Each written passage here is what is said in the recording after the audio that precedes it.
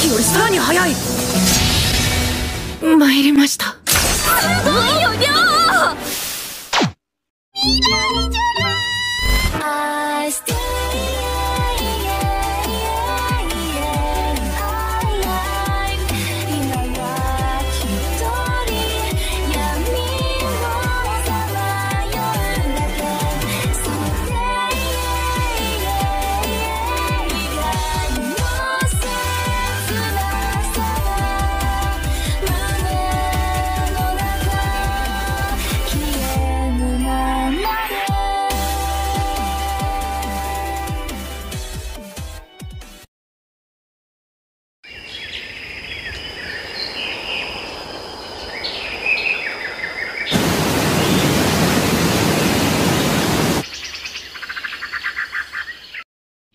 Berlatar di sebuah rumah yang terletak jauh di dalam hutan, tinggallah seorang pemuda bernama Mihara Ryo yang baru terbangun dan melihat dua buku beserta sebuah belati di atas meja. Sekeluarnya dia dari rumah, pemuda ini langsung mencoba sesuatu. Mizu yo kitare.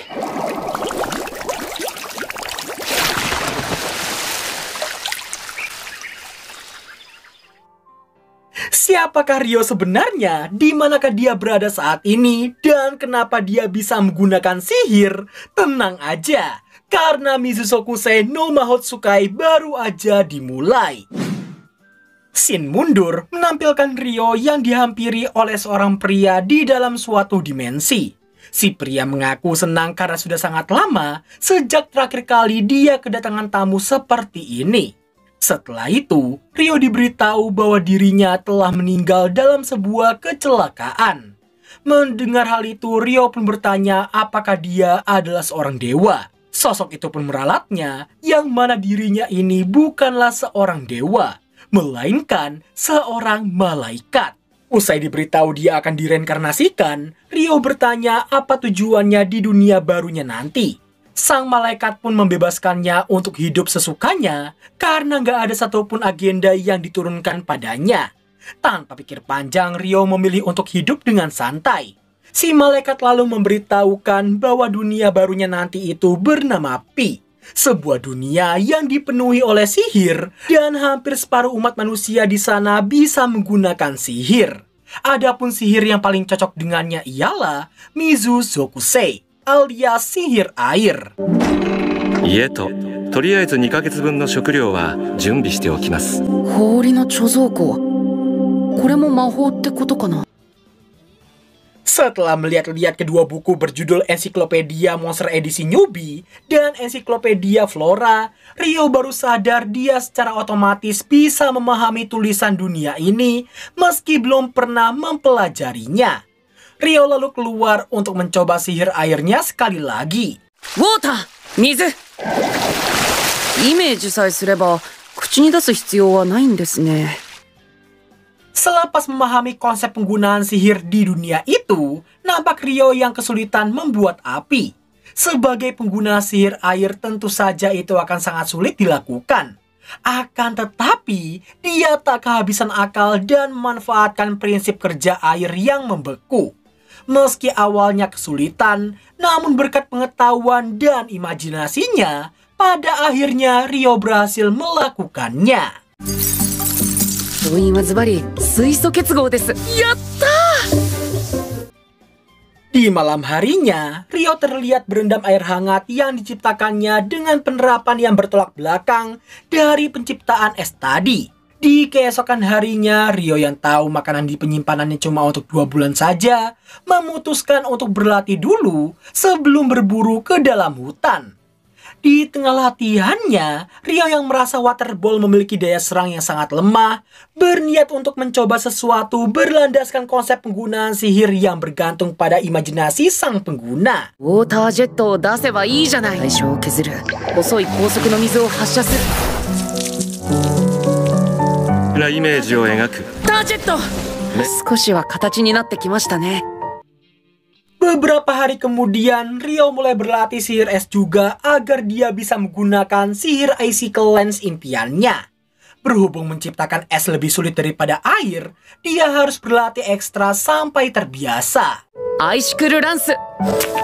生成スピードも飛距離も難あり。このままでは実戦で使うのは無理ですね。やはり反復練習しかないか。Latihan yang terlalu keras membuatnya lemas kehabisan mananya. Tak terasa hari demi hari telah berlalu. Nampak Ryo yang akhirnya berhasil menciptakan es secara instan. Merasa udah cukup, Ryo memutuskan untuk mulai berburu bermodalkan tombak seadanya. Singkat waktu, setelah mengeksplorasi beberapa lokasi di hutan itu, nampak dia yang mengambil sebuah batu kuarsa yang nantinya mau digunakannya untuk menciptakan api pas malam hari. Di tengah Ryo yang masih mencari tanaman obat, di sini dia dibuat amat sangat terkejut melihat seekor laser boar di belakangnya. Saking takutnya, kakinya seolah tak bisa digerakkan sama sekali. Beruntungnya aja, sesaat sebelum monster itu mengenainya, Ryo teringat sesuatu yang membuatnya bisa bergerak dan menghindarinya.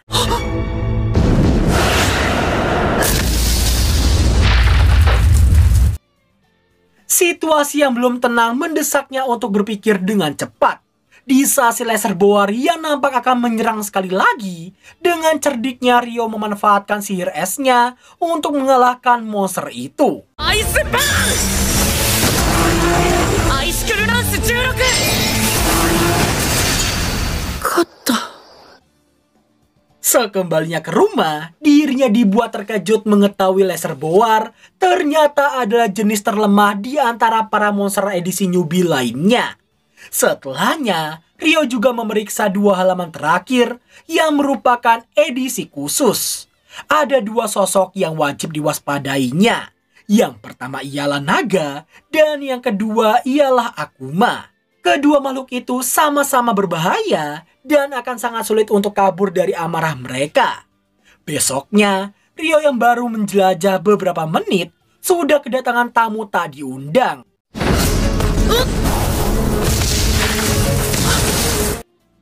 Tidak seperti laser boar yang masih bisa dihadapi di darat, Assassin Hawk ini bisa terbang bahkan menyerang dengan angin dari jauh. Setelah terus menghindarinya, akhirnya Ryo kepikiran sebuah ide untuk menjatuhkannya. Dan... Nice!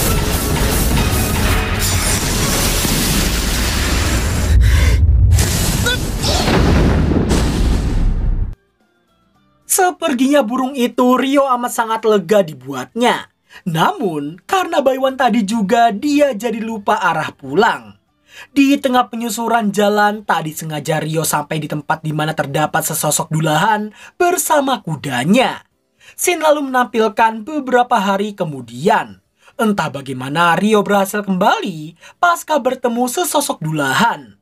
Bahkan ia mulai bisa menghadapi monster dengan tenang, sihir esnya meningkat, hingga kekuatan sihir airnya yang udah jauh lebih hebat dari sebelumnya.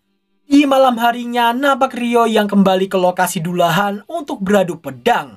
Dilihat dari situasi mereka, sepertinya dulahan itu bukanlah monster jahat sama sekali, karena sejak pertemuan pertama mereka, hampir setiap hari Ryo datang untuk berlatih dengannya.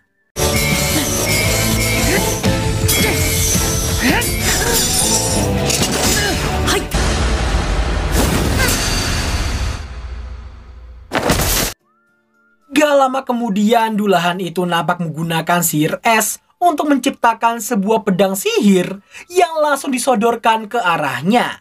Melihat hal itu, Ryo merasa si dulahan ini ingin dirinya bisa menguasai teknik tersebut.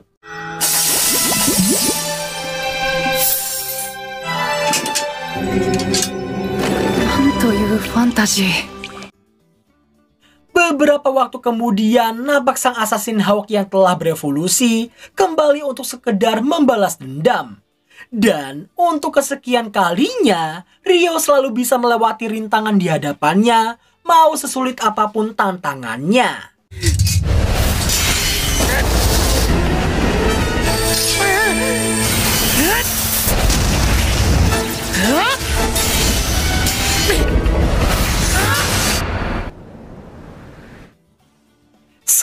terbangnya si monster, Rio mendekatinya untuk menghormati keseriusan monster itu untuk membalas dendam.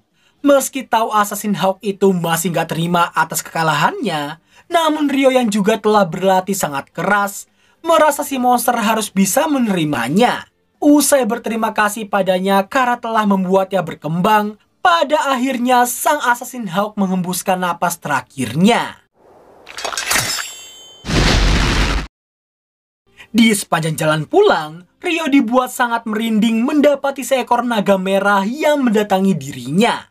Bersyukurnya di sini, naga itu tidaklah jahat bahkan mau berkomunikasi lewat telepatinya.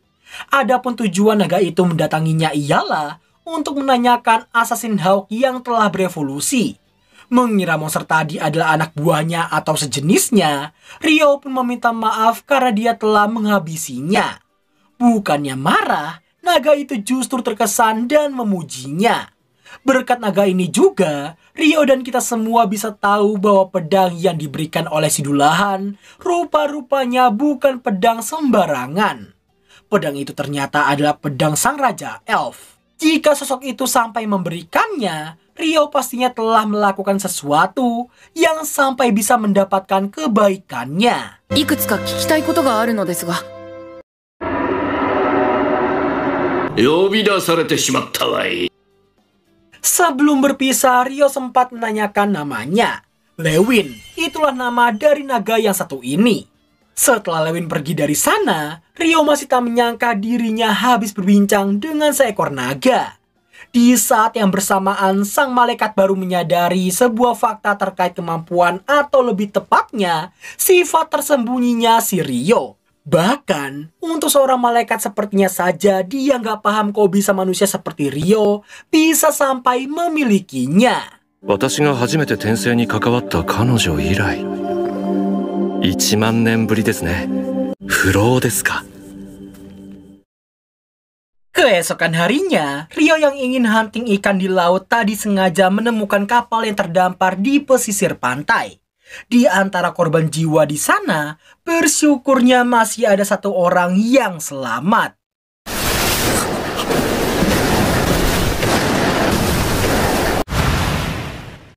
Sebangunnya pria tadi, dirinya yang masih terkejut karena masih hidup, mencoba mencari tahu siapakah yang telah menyelamatkannya. ああ、起きたんですね。助かってよかったです。どういうことだ。全く気配を感じなかった。 Mengesampingkan soal sang penyelamat yang gak pakai baju layak, pria bernama Abel ini berterima kasih karena Rio telah menyelamatkan hidupnya.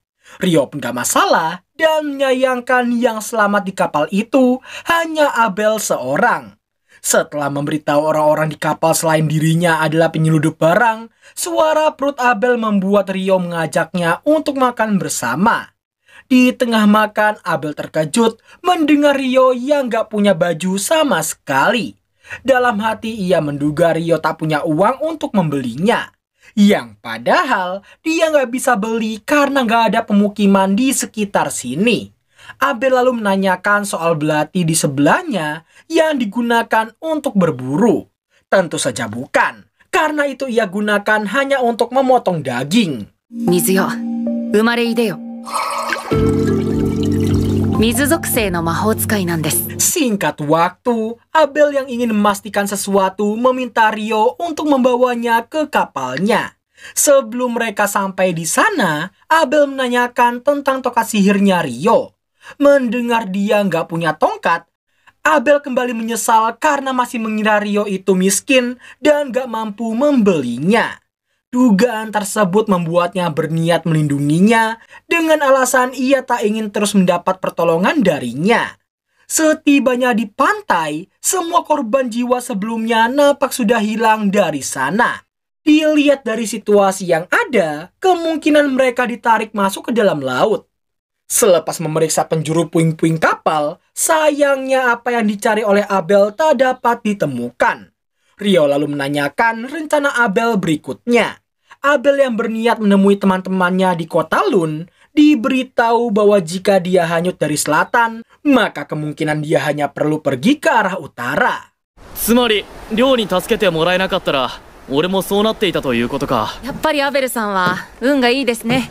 亮も一緒に行かないか。依頼だ。正直右も左もわからない。だから道案内を頼みたい。どうだろうか。Tertarik dengan wilayah luar, Rio pun akhirnya mengiyakan permintaan Abel barusan. Berhubung ada beberapa hal yang harus diurus sebelum pergi, ia memintanya untuk berangkat besok pagi. Setibanya di rumah lagi, Abel heran ketika Rio yang mengaku harus menemui seseorang di tengah malam. Karena sebelumnya Rio sempat bilang gak ada pemukiman di sekitar sana, Abel jadi mengira Rio ingin pamitan ke arwah orang yang berharga baginya. Yang padahal nih ya, Rio ingin pamitan sekalian berterima kasih ke Dulahan yang selama ini telah melatihnya. Sebagai hadiah perpisahan, ia berniat mengerahkan seluruh kekuatannya untuk melawannya.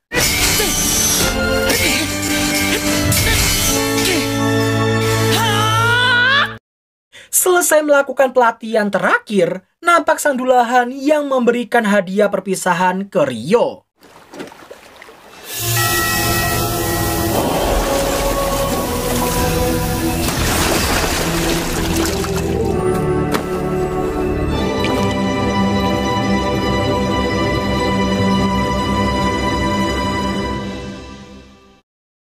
Keesokan paginya nampak Rio dan Abel yang akan berangkat ke kota Lun. Dan inilah momen di mana Rio akan pergi dari rumah pertamanya di Isekai setelah sekian lama. Baru beberapa menit pergi, keduanya sudah dihadang oleh seekor monster.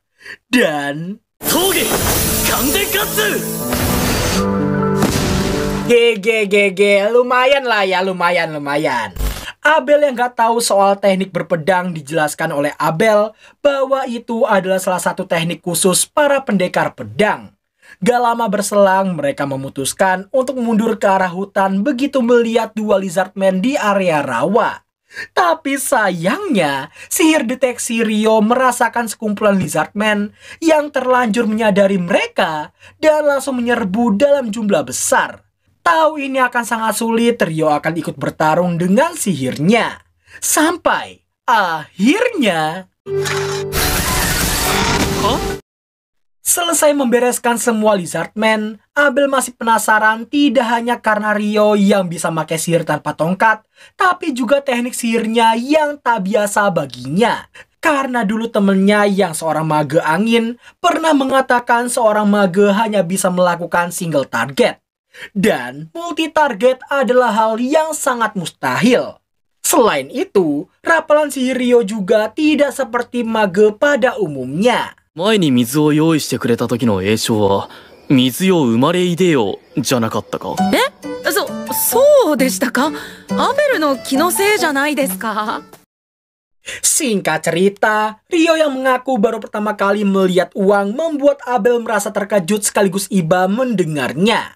Nah, di saat Abel yang menjelaskan tentang 3 negara tengah yang memiliki mata uang yang berbeda tapi punya nilai yang sama, Rio ternyata tipikal orang yang mementingkan sebuah nama.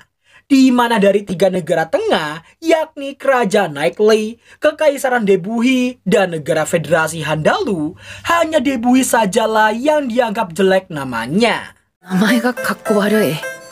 亮の価値基準だとそこが重要なんだな。僕はデブヒ国民ですとか言いたくないですよ。デブヒはない。ありえない。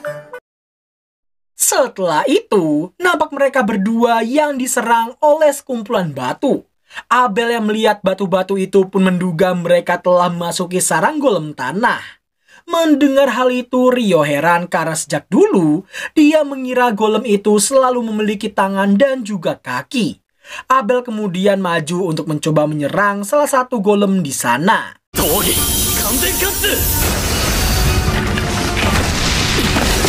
Setelah Abel gagal karena golem-golem itu bisa beregenerasi, kini giliran Riola yang berniat mencoba sesuatu dengan sihirnya. Ice Wall, Chesto! 質量兵器って怖い。Selesai membereskan semua golem di sana, fokus mereka tertuju pada batu sihir salah satu golem yang jika dilihat dari kepekatannya, bisa dipastikan para golem itu telah menghabisi cukup banyak monster di wilayah ini. Sayang meskipun batu sihir itu bisa dijual mahal, tapi hanya satu batu sajalah yang bisa mereka bawa. Sedangkan yang lainnya, ya, penyet gara-gara batu es raksasa. Beberapa saat kemudian, Rio dan Abel terlihat sedang mengintai seekor behemoth yang nampak akan diserang oleh sekawanan Wyvern. Berbeda dengan Abel yang mengira para Wyvern akan menang, Rio merasa behemoth tak akan mungkin kalah semudah itu.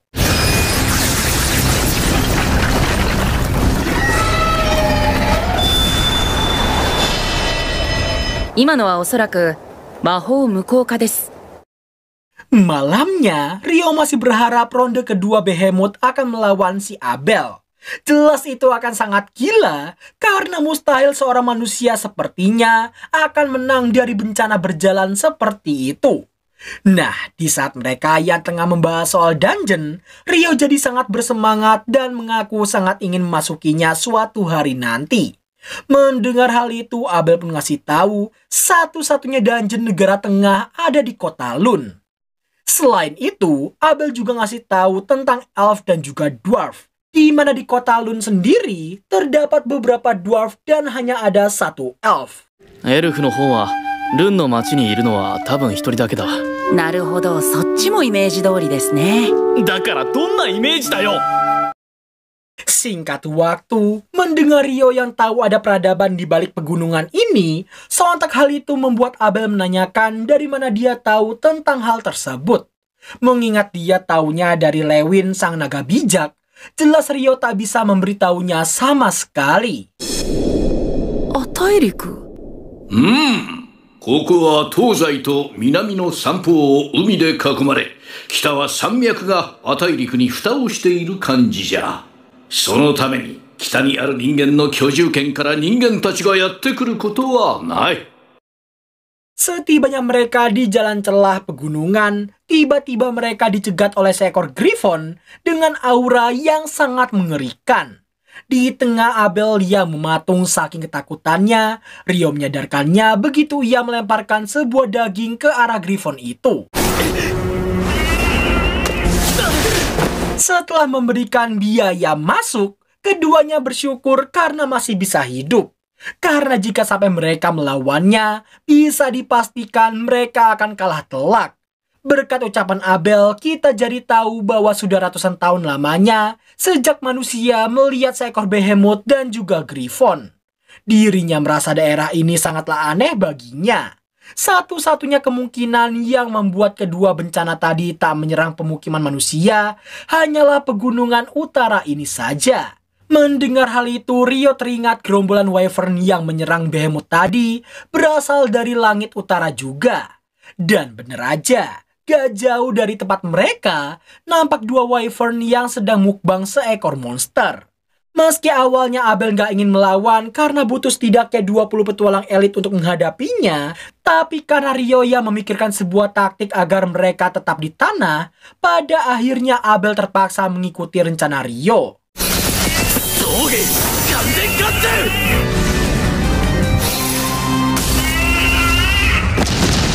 Abel! Usai meluting batu sihir mereka, Abel tak menyangka dia bisa mengalahkan banyak Wyvern seperti itu. Di saat mereka yang mau melanjutkan perjalanan, gerombolan Wyvern lainnya nampak datang, dan hal tersebut sontak langsung membuat darah Abel mendidih saking bersemangatnya.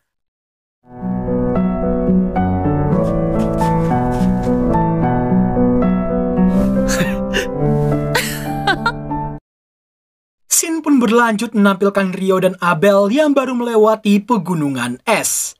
Berkat serbuan para Wyvern sebelumnya, keduanya jadi punya banyak sekali batu sihir yang bisa dijual mahal. Di saat Abel yang masih mengira-ngira lokasi mereka saat ini, Rio pun jadi panik karena mengira mereka berdua tengah berada di wilayah Kekaisaran Debuhi. Abel pun meluruskan kekaisaran itu masih berada di utara dari kerajaannya. Melihat Rio yang sangat bersyukur, Abel jadi mempertanyakan kenapa dia sampai sebenci itu pada kekaisaran. 僕が嫌っているのは帝国の名前です。ああ、そうだったな。 Gak lama kemudian, berkat Rio yang sadar jalan utama yang mengarah ke barat laut, Abel jadi menyadari sesuatu tentang pegunungan yang baru mereka lewati.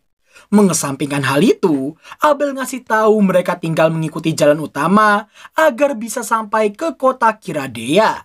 しかし、ゆっくり休みたいのは同意見だな。あと、カイラディにはおすすめの食べ物があるんだ。それはますます楽しみです。 Setibanya di penginapan kota Kiradea, Rio dijelaskan tentang guild petualang, di mana kartu guild bisa digunakan bukan hanya sebagai free pass ke kota-kota di kerajaan, tapi juga bisa digunakan untuk melakukan transaksi dengan harga yang sesuai. 素材の多くは錬金術でもやらなきゃ使い道がないからな。錬金術。 Gak lama berselang, makanan mereka akhirnya tiba. Dan alangkah terkejutnya Rio melihat kare yang tadi sangka-sangka ada di isekai.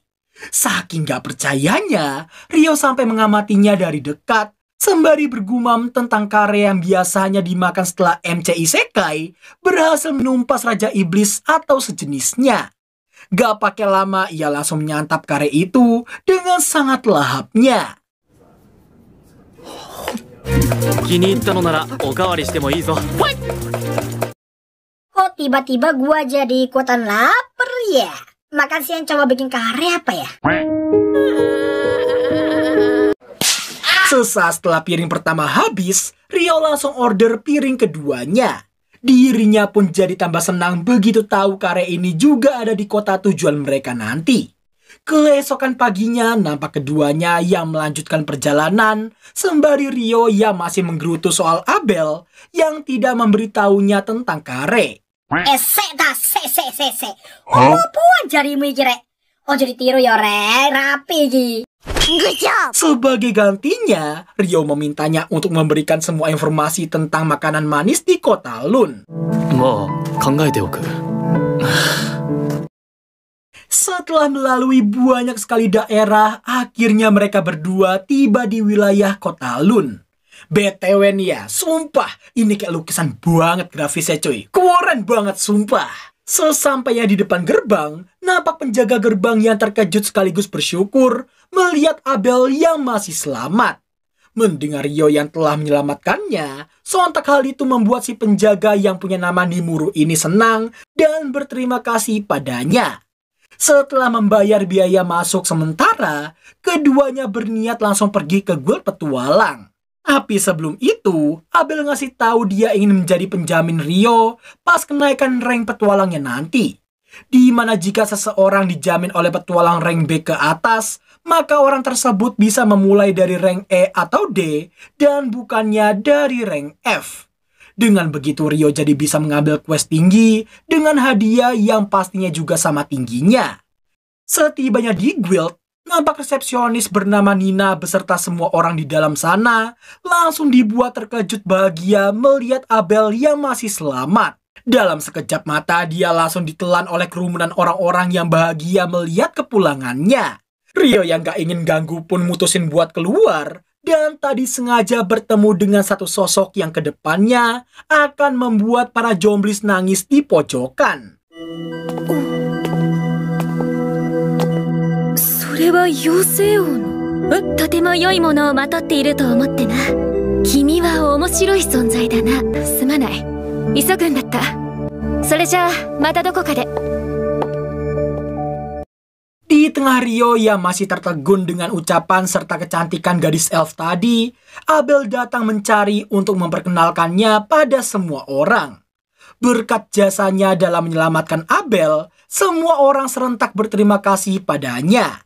Setelah itu nampak Abel yang ingin mendaftarkan Rio dan menjadi penjamin agar dirinya bisa mencapai rank D. Sekalipun Abel yang telah merekomendasikannya, tapi Nina tetap memberitahukan mereka membutuhkan bukti untuk melakukannya. Tentu Abel gak masalah dong ya, dan sekalian juga minta dipertemukan dengan sang guild master. Nanda to? Yokatta. Singkat cerita, setelah Guildmaster bernama Hook McGrath ini berterima kasih pada Rio, nampak ia yang dikejutkan oleh semua batu sihir yang ditunjukkan oleh Abel.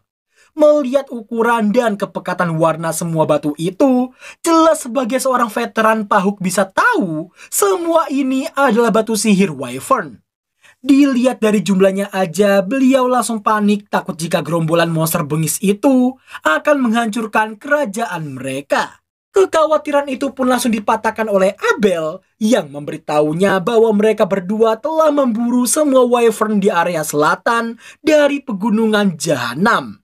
Dan ternyata ekspresi terkejutnya Abel sebelumnya itu karena dirinya tak menyangka berhasil keluar hidup-hidup dari wilayah yang dianggap amat sangat berbahaya bagi semua petualang. Berkat hal itulah Pak Hook jadi tidak meragukan kekuatan Rio dan akan menaikkan ranknya sesuai permintaan Abel.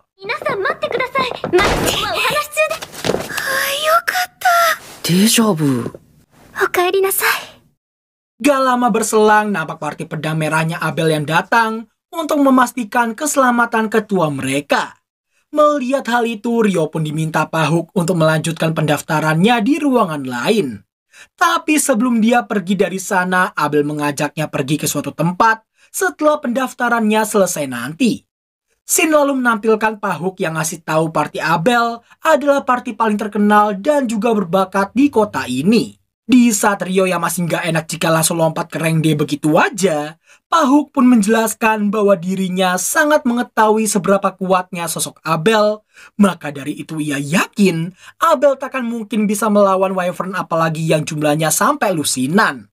Dengan kata lain, Pak Hook menyadari semua itu pasti berkat adanya Rio di sampingnya.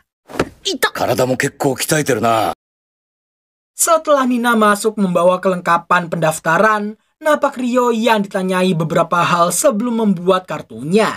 Mulai dari nama, kelas, hingga elemen utamanya. Rio juga ditawari untuk tinggal sementara di asrama Guild selama 300 hari.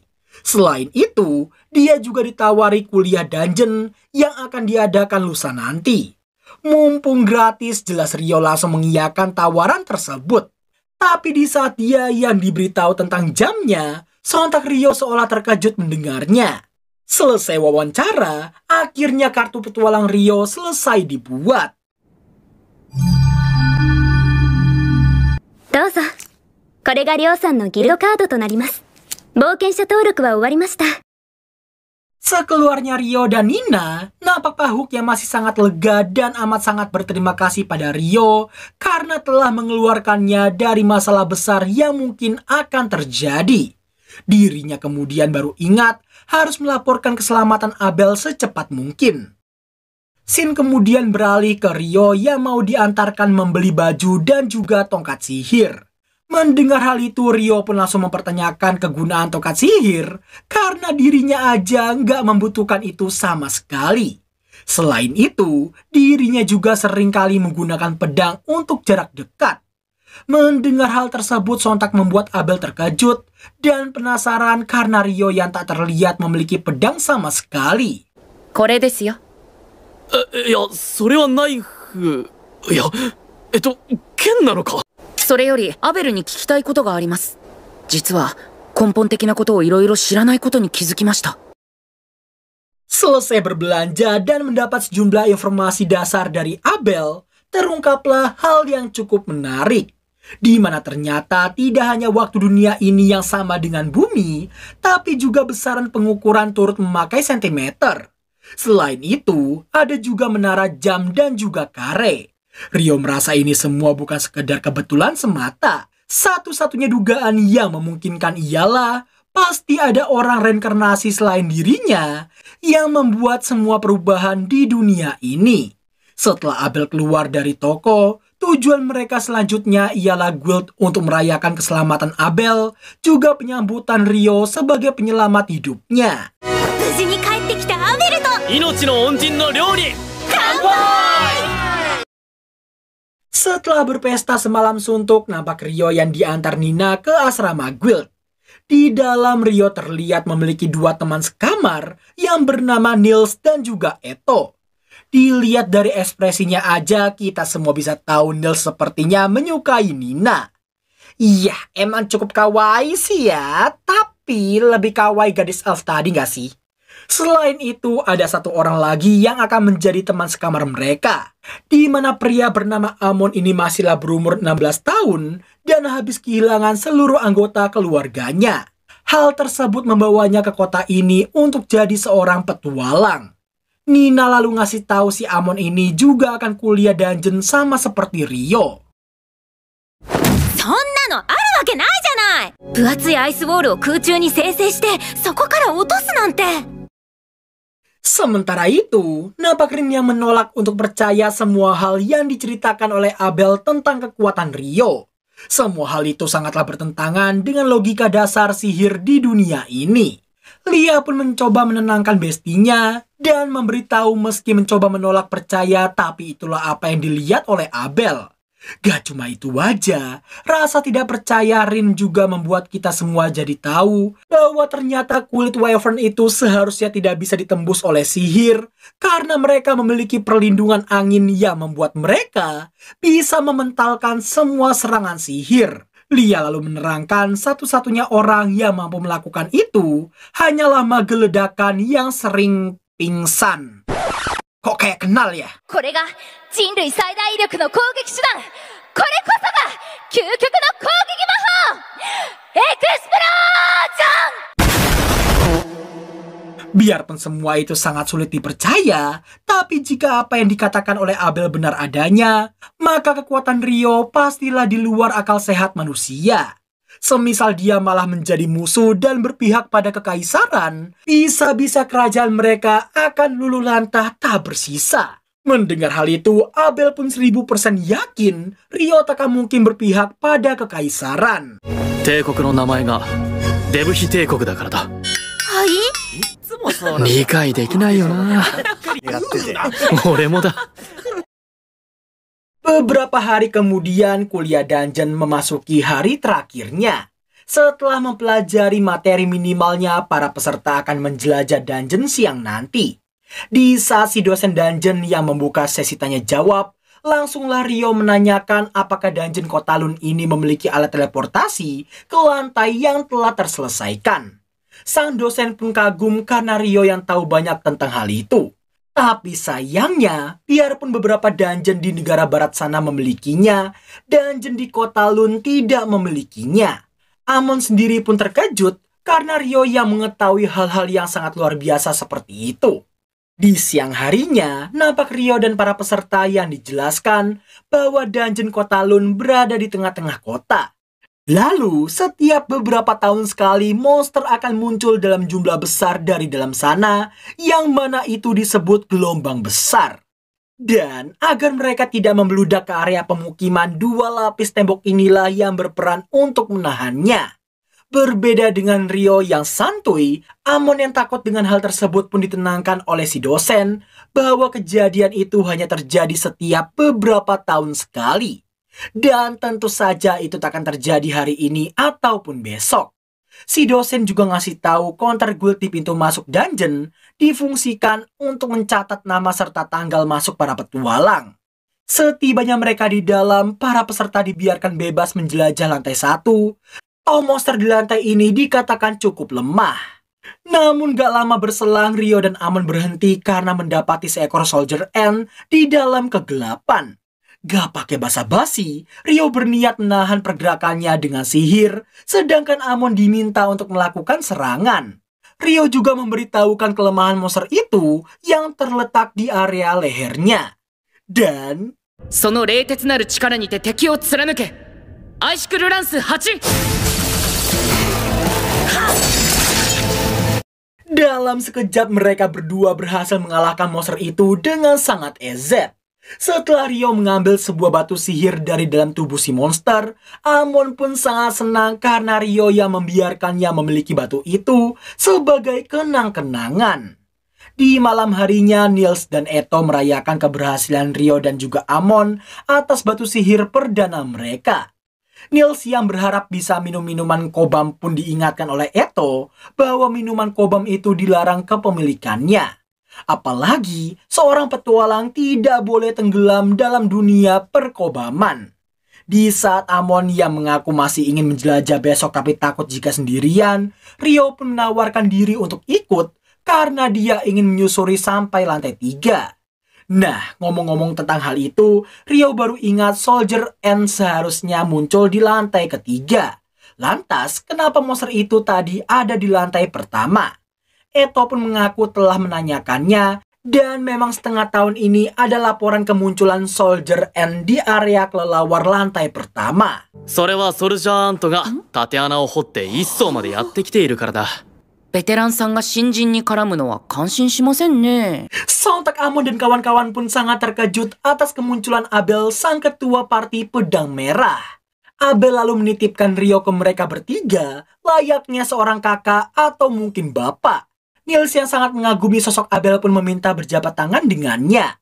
Sebagai sesama pendekar pedang, tentunya Abel menyemangatinya, tapi tetap jangan gegabah. Gak berselang lama, dikala Abel yang tengah menjelaskan alasannya pulang kemalaman, parti pedang merah yang lain datang dan menegur Abel yang malah nyantai bareng para newbie dan bukannya melaporkan hasil misi mereka ke ketua guild. Gak dibiarkan beralasan, Warren langsung mengangkat Abel biar dia gak kelayapan lagi. りょう、なんか言ってやってくれ。おい、見てないで。リン、リョウ、ごめんなさいね。私たちギルドマスターに報告しないといけないから。煮るなり焼くなりお好きに。この裏切り者。 Seperginya parti pedang merah dari sana, bisa dilihat Eto sepertinya sangat menyukai sosok Lia yang sangat waifuable. Sedangkan Neil sendiri masih saja mengagumi Abel, biarpun dalam kondisi diangkut layaknya sebuah karung beras. Bersamaan dengan itu, ia menegur Rin yang tadi berperilaku kurang sopan. Rin pun mengaku gak bisa menahan diri saking penasarannya dengan kekuatannya si Ryo. いずれみんなもわかるさ。あいつの実力がな。その状態でカッコつけられても。うるさい。 Keesokan harinya nampak Ryo dan Amon yang pergi untuk menjelajah dungeon. Di dalam, mereka berdua berhasil mengalahkan 2 monster dogi dengan kombinasi yang cukup bagus.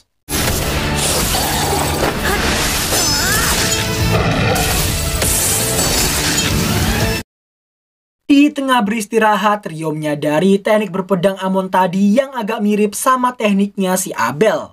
Amon pun ngasih tahu dia belajar aliran fume ini dari seorang petualang di desanya, yang dimana gurunya itu belajar tekniknya dari dojo di ibu kota. Wajar aja jika tekniknya itu sama dengan Abel. Ryo yang kelihatannya tahu banyak tentang teknik berpedang, tentunya membuat Amon terkejut karena padahal Ryo sendiri adalah seorang penyihir. Ryo pun menjelaskan dia juga sempat berguru dengan seseorang, tapi tekniknya itu tidak memiliki nama aliran. Ryo lalu menyarankan supaya Amon terus berlatih dan meningkatkan staminanya dengan cara berlari atau sejenisnya. Ryo juga ngasih tahu sewaktu dia bertualang dengan Abel, setiap pagi Abel akan selalu mengayunkan pedangnya. Bahkan untuk seorang jenius sepertinya aja masih terus berjuang tanpa kenal lelah sedikit pun. Abel-sanのように努力を続けます。その意気です。 Singkat waktu, hari ini Ryo tidak pergi ke dungeon karena harus pergi ke suatu tempat. Dan ternyata dia ingin meminjam beberapa buku tentang alkimia di perpustakaan. Namun di saat Ryo yang tengah duduk di taman sembari berharap bisa membeli buku-buku itu untuk dirinya sendiri, tiba-tiba aja area di sekitarnya jadi gelap, yang mana ternyata itu gara-gara gerhana matahari yang terjadi terlalu tiba-tiba. Di saat yang bersamaan, Ryo baru sadar dirinya telah masuk ke dalam suatu dimensi misterius. Lalu, tiba-tiba...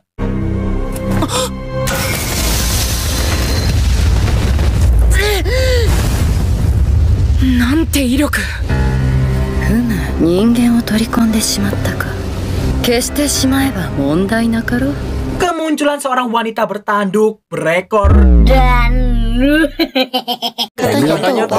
Kemunculan seorang wanita aneh berapi ini jelas membuat Ryo sadar sosok itu sangatlah kuat. Dan kemungkinan besar dia adalah seorang iblis. Dilihat dari besar kekuatannya tadi, sepertinya iblis itu setara dengan Behemoth atau Griffin. 魔力で壁の強化。止まれ。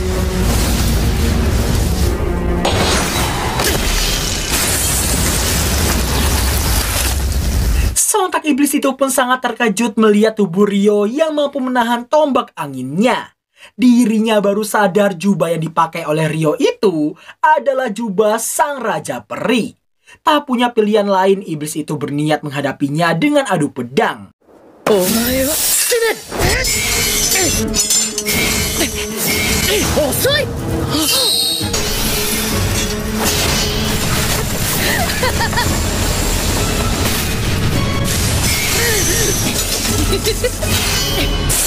Di tengah sengitnya peradu mekanikan yang terjadi, Ryo merasa gerakan pedangnya gak kalah dari sang iblis. Selain itu, defense-nya juga tak akan tertembus biarpun terkena serangannya sekalipun. Setelah merasakan adu pedang tadi, si iblis bohai ini langsung menyadari pedang Ryo adalah pedangnya sang Raja Peri. Dirinya jadi penasaran siapakah Ryo sebenarnya. なんだその生成スピードは。この化け物め。お前が言うな。 Sadar Ryo akan menjadi penghalang di masa depan, iblis itu berniat membunuhnya secepat mungkin. Namun seperti yang kita tahu, Ryo sebagai MC tak akan mungkin bisa dikalahkan semudah itu.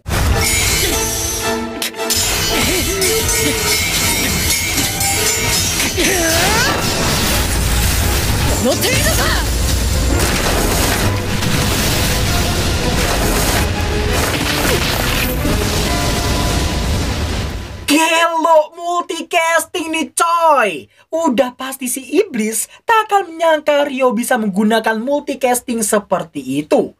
Peradu mekanikan mereka berdua pun semakin sengit. Ditambah Ryo yang dikejutkan oleh regenerasi sang iblis yang sangat cepat. Setelah Ryo berhasil dipukul mundur hingga membentur tembok, si iblis mengira dia bisa mengakhiri seorang MC. Namun yang terjadi...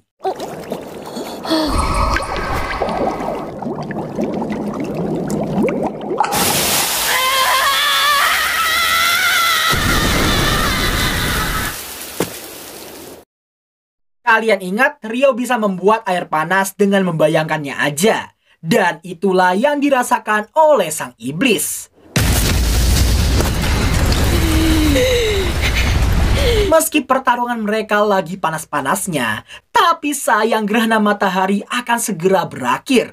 Si iblis pun menyayangkannya karena padahal udah sangat lama sejak terakhir kali dia bertarung penuh semangat seperti itu. Di saat si iblis yang menyebutkan kata koridor yang di luar kendalinya, Ryo pun agak terkejut dan penasaran dengan hal tersebut. Si iblis lalu memperkenalkan diri yang mana ia bernama Leonor Uraka Albuquerque. Leonor pun terkejut di saat Ryo yang mengetahui identitasnya yang seorang iblis. Biarpun dia sangat ingin menghabisinya, tapi apa yang terjadi tadi udah membuktikan bahwa Ryo sangat sulit untuk dihabisi. 二度とごめんですね。それだけの力を持っていれば嫌でもまた出会うことになるだろうさ。我か我らの誰かと。我以外の者に殺されるなよ。亮を殺すのは我だ。ではまた。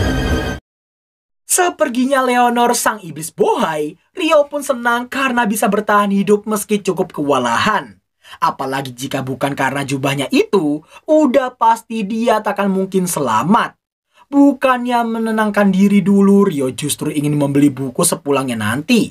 Di sore harinya, Ryo yang habis ngambil duit di guild tak menyangka isi tabungannya sangat banyak hanya karena menjual sebuah batu sihir Wyvern. Ditambah, guild masih menghitung sisa batu sihir yang lain, yang berarti tabungannya masih akan terisi oleh uang yang lebih banyak lagi. Setelah melihat teman-teman yang gak ada di kamar, Ryo mendapati Amon dan kawan-kawan yang sedang dibully oleh beberapa kroco. Berdasarkan ucapan Eto, sepertinya mereka bertiga diserang saat lengah oleh pembuli bernama Dan serta gengnya. Di saat Shidan yang mengingatkan monster tak akan mungkin memberi peringatan ke mangsanya, tiba-tiba Ryo datang membenarkan ucapannya tadi. さっきあなたはいいことを言った。 Dan si pembuli kroco mengira Ryo akan sama lemahnya seperti Amon dan kawan-kawan. Dirinya mencoba peruntungan, kali aja dia bisa gantiin peran MC-nya si Ryo. Tapi yang terjadi... ふざける！昨日興奮が冷めてなかったみたいですね。 Setelah Ryo menyembuhkan Eto yang seorang healer dulu, nampak mereka berempat yang berendam bersama sembari Ryo yang disembuhkan oleh Eto. Mendengar Ryo yang mengaku habis kena serangan dan gagal memblokirnya, sontak hal tersebut membuat Nils dan Amon kaget dengan monster macam apa yang habis dilawan olehnya. Ryo pun berjanji akan memberitahu mereka suatu saat nanti. でもとりあえず今は。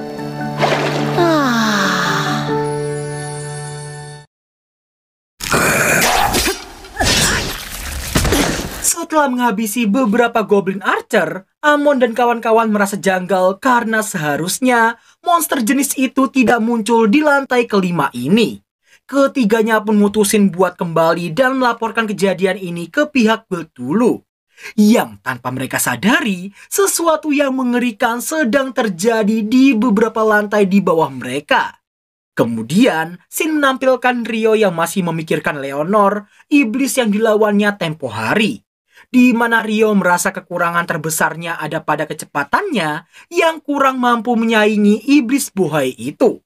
Mengesampingkan dia yang gak bisa pakai elemen angin seperti Leonor, Ryo mutusin fokus nyari cara nambah kecepatan make elemen airnya. Dan water jet dirasa yang paling memungkinkan baginya. Setelah menggunakan ice ring yang membuat lintasan es secara instan, Ryo mencoba mengaplikasikan water jetnya itu ke punggungnya. Tapi sayangnya... アイスバーン。ウォータージェット。256。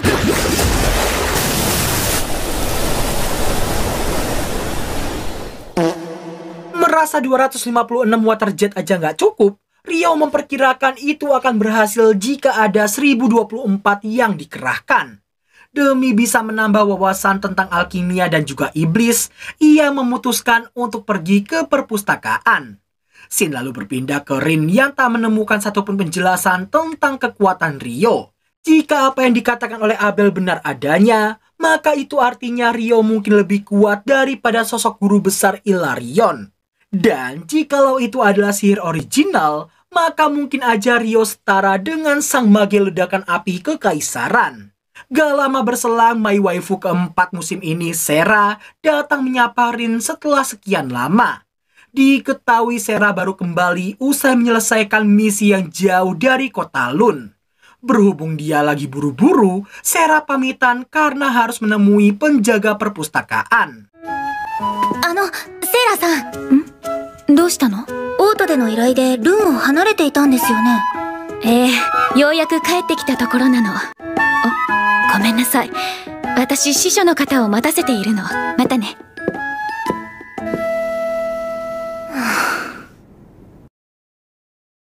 Sementara itu, nampak Amon dan kawan-kawan yang melaporkan kemunculan Goblin Archer di lantai kelima tadi. Menyadari ada kejanggalan, sontak Nina langsung bergegas melaporkan hal ini ke Guildmaster karena ternyata monster itu seharusnya hanya muncul di lantai ke-10 ke atas. Setelah mendapat ucapan terima kasih darinya, Eto ngajak kedua bestinya untuk kembali ke asrama. Lalu, kita pun diperlihatkan sang Guildmaster yang merasa kejanggalan yang terjadi tidak bisa dianggap remeh sama sekali. Oleh karena itulah, Nina diminta memanggil parti pedang merah serta pasukan putih selaku parti rank B untuk menemuinya secepat mungkin. 赤き剣と白の旅団です。両方に来てもらえ。ここ執務室で依頼する。 Di sore harinya, nampak parti pedang merah yang OTW, sembari si Abel yang mengeluh karena kurang menyukai pasukan putihnya Pelpes. Kendati demikian, mereka tetap harus menghadap dan sepertinya akan bekerja sama. Setibanya di ruang Guildmaster, nampak Pelpes yang udah di sana duluan, menunggu parti pedang merah datang. Kemudian, kedua parti dijelaskan tentang kejanggalan yang tengah terjadi. Setelah memastikan laporan itu 100% valid, Guildmaster meminta mereka untuk turun ke dalam dungeon dan mengkonfirmasi akan terjadinya gelombang besar, di mana sudah 10 tahun lamanya sejak gelombang besar terakhir kali terjadi. Sebagai imbalan misi investigasi itu, masing-masing party akan diberi uang muka sebesar 100 keping emas dan 200 keping lagi sekembalinya mereka nanti. Abel dan Pelpes pun sama-sama menanyakan apa yang harus party mereka lakukan jika gelombang besar itu benar-benar terjadi. Sang Guildmaster pun meminta mereka untuk kembali secepatnya dan kemudian dungeon akan dibarikade, lalu guild bersama prajurit wilayah akan memakai dinding kedua untuk menghadang semua monster yang membeludak.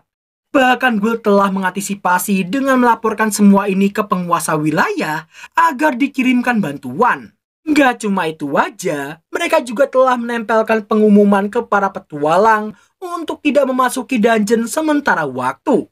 Sebelum menutup rapat, kedua party diminta berangkat besok pagi. 赤き剣はその依頼引き受ける。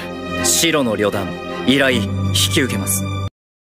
Besoknya, nampak Rio yang pamitan mau pergi ke perpustakaan di utara yang katanya memiliki banyak buku khusus.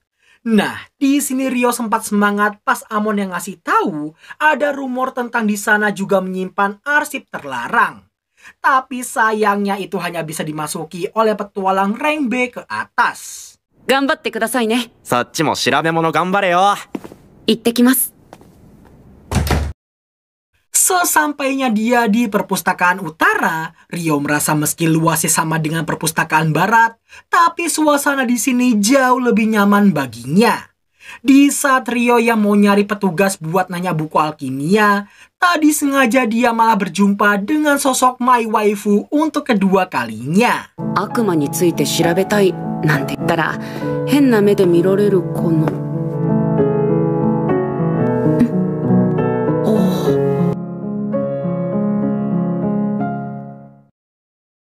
Scene beralih ke dungeon. Nampak party pedang merah, pasukan putih, dan Guildmaster yang mau masuk ke dalam dungeon itu. Namun, karena Abel yang merasakan firasat buruk hal tersebut membuatnya meminta Rin untuk mendeteksi lantai pertama dengan sihir anginnya. Yang ternyata... 我が元に運びたまえ。タンさん。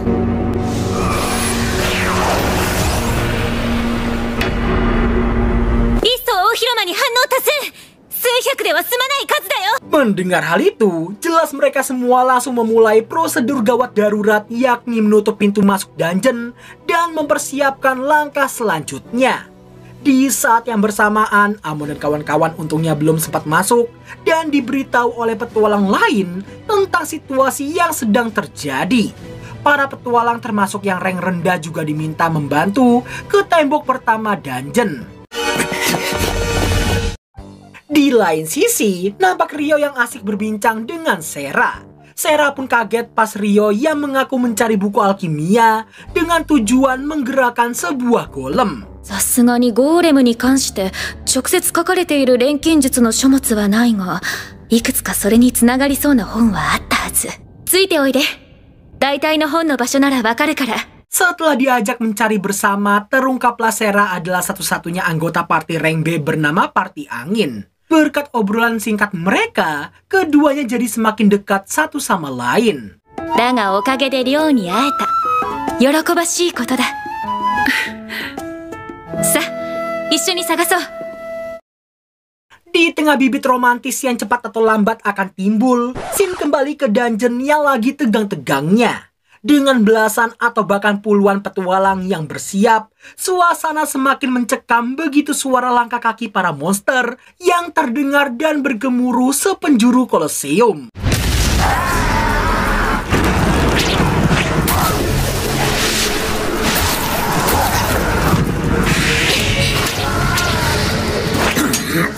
Pertempuran pun terus berlanjut hingga tiba-tiba Goblin Slayer muncul. Enggak dong ya. Pertempuran pun terus berlanjut dan gak butuh waktu lama beberapa petualang nampak kewalahan, bahkan ada yang terluka. Bersyukurnya aja pasukan wilayah juga datang membantu dan akan menahan sisi utara Kolosium.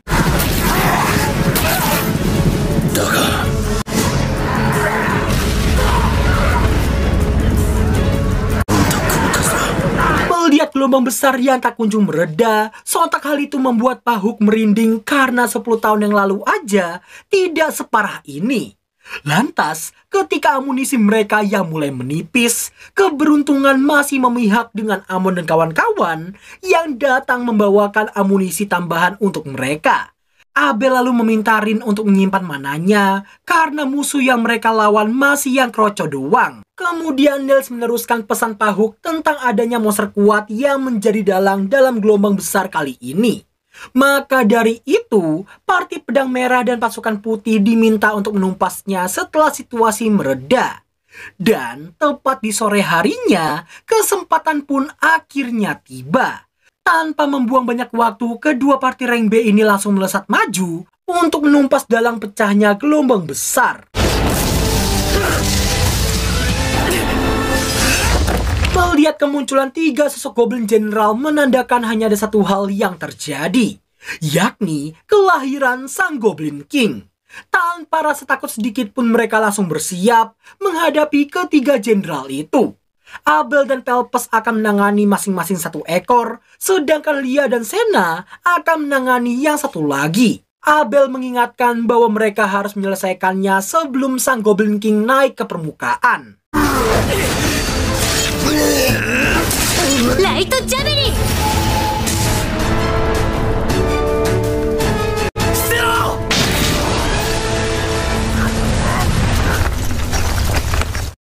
Gila, beruntungnya si Abel sadar dan sempat memperingati semua rekannya tepat waktu. Karena kalau sampai dia telat sedetik aja, mereka akan bernasib sama seperti para Goblin General. Meski kesannya kayak tebasan angin, tapi Abel sadar itu tadi hanya sekedar kibasan tangannya semata. Di tengah perjuangan kedua party leader itu, Pahuk dan semua orang hanya bisa berharap kepada mereka selaku pemegang pedang dan juga tombak sihir.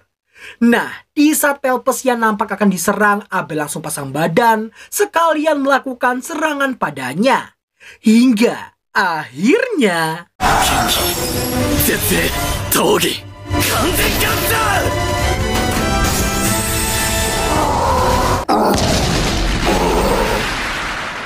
Usai menumpas Goblin King itu, parti pedang merah langsung dihujani banyak sekali pujian dari semua orang. Bahkan Pelpes pun mengakui koordinasi serangan Abel dan juga Rin tadi yang sangat luar biasa baginya. Bersamaan dengan itu, Rio nampak berpamitan usai bersenang-senang seharian sama calon waifu masa depannya.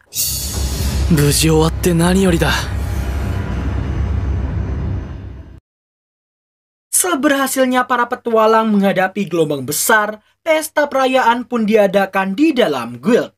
Di tengah itu, Rio yang baru kembali nampak keheranan dengan apa yang terjadi sebenarnya.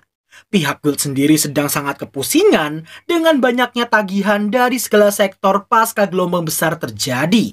Setelah Amon dan kawan-kawan menjelaskannya ke Rio, barulah dia paham dengan situasinya. Di tengah Niels yang masih menggebu-gebu tentang taktik dan juga teknik yang Abel kerahkan sebelumnya, nampak Abel yang datang ngasih tahu tekniknya itu disebut Perfect Shadow, di mana itu bisa membuatnya mengelak serangan jarak jauh apapun itu. Dan seperti biasanya, Rio lebih berfokus dengan nama tekniknya Abel yang terdengar sangat keren baginya. Gak lama kemudian, Lia dan Rin datang karena telah menduga dia lagi ngerumpi bareng Rio. アベルはリョウのことが大のお気に入りなのよね。なんだろう、少しトゲを感じる。 Mumpung ada orangnya langsung, Rin menanyakan kebenaran Rio yang mampu membuat ice wall tinggi di udara. Rio pun membenarkannya dan menjelaskan dia bisa membuatnya sampai ketinggian 40 meteran. Mendengar Rio yang hanya merasa itu membutuhkan waktu untuk menguasainya, jelas Rin hanya bisa terdiam karena normalnya itu mustahil dilakukan. Bahkan ketika Rio ditanyai apakah itu adalah sihir originalnya, dan Rin yang telah menjelaskan makna dari sihir original, bisa-bisanya Rio hanya mengatakan sihir bisa tercipta tergantung dari seberapa keren mantra itu dan tergantung selera penggunanya. 詠唱のかっこよさはセンス次第だと思いますよ。詠唱することによって生成されるものでしょ？え？ Setelah Niels ngingetin hidangan mulai menipis, Rio langsung pamit makan, dikala Rin yang hanya bisa terdiam dengan ucapannya tadi. Abel lalu menjelaskan bahwa Rio menganggap perapalan itu dilakukan cuma biar terkesan keren aja. Padahal mah dia bisa menggunakan sihir tanpa rapalan. Singkat waktu, mengingat apa yang terjadi kemarin, Guild memutuskan memberhentikan quest pada hari ini karena quest pengumpulan dan sejenisnya udah terlalu membludak di gudang. Hal tersebut membuat para petualang pemula seperti Amon dan kawan-kawan kebingungan sebelum akhirnya Rio datang dan dijelaskan situasinya. Mendengar keluh kesah mereka, Rio si petualang tajir melintir, mutusin buat memberi mereka quest pengumpulan biji tembaga sihir di tempat selain dungeon. Dan satu-satunya tempat hanyalah tambang terbengkalai Rose di sebelah barat kota mereka. Rio menawarkan 4 keping emas per orang, dan meski mereka nggak dapat sekalipun, dia tetap akan membayar sejumlah itu. Kemudian, jika mereka bisa mendapatkannya, ia akan membelinya sekitar 20 keping emas dengan syarat mereka harus kembali dengan selamat. Jelas mereka auto nerima dong ya, tapi mereka juga khawatir dengan keuangan bestie mereka itu. Rio pun menenangkan, toh bayaran mereka masih ada di bawah harga tembaga sihir di pasaran. Setelah masuk ke dalam kamar, tadi sengaja Rio mendapati beberapa kesatria yang sedang menarik paksa seorang gadis buat...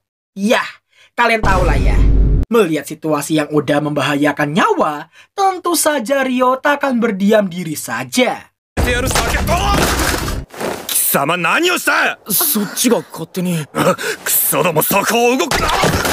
Di tengah si kesatria Blangsat kepleset berulang kali, aksi mereka itu langsung dihentikan oleh Pelpes, sang leader pasukan putih. Awalnya sih mereka nggak kenal siapa itu Pelpes dan terus ngotot mengatasnamakan kesatria. Namun begitu Pelpes menekankan dia adalah seorang pewaris keluarga Marquis dengan nama lengkap Pelpes A. Henlein, barulah mereka sadar bahwa Alexis Henlein, mantan kapten pasukan kerajaan, adalah ayah dari Pelpes. Setelah kabur dari sana, nampak Pelpes yang memuji tindakan jiwa kesatria NPC lanang tadi dan memintanya untuk terus melindungi gadis itu. Bersamaan dengan itu, tak disangka-sangka Pelpes rupanya menyadari keberadaan Rio dan bahkan tahu dia jugalah yang membuat kesatria bengis tadi terpeleset berulang kali.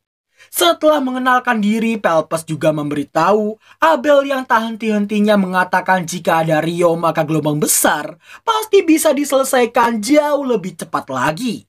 Gak lama berselang, wakilnya datang untuk mengingatkannya ke jadwal berikutnya. すまないな。また話そう。今日はありがとう。フェルプスさん、それにあの女性、どちらも強いな。でも、公爵家の跡取りが冒険者とかやってていいのかな。Di malam harinya, nampak Rio yang dihampiri Abel saat sedang makan. Setelah memesan makanan, Rio menyindir Abel yang sendirian karena dia mau pergi ke gang Cihui-Cihui mantep. Sontak Abel langsung menutup mulut Rio takut ada yang mendengarnya. Rio semakin menggodanya yang merasa Abel sepertinya punya wanita di hatinya yang tak ingin dia sampai salah paham dibuatnya. ですが、リンに手を出すのはさすがに。いやいや、リンはウォーレンが。Sumpah, Rin sama Warren. Asli, masuknya gimana woi?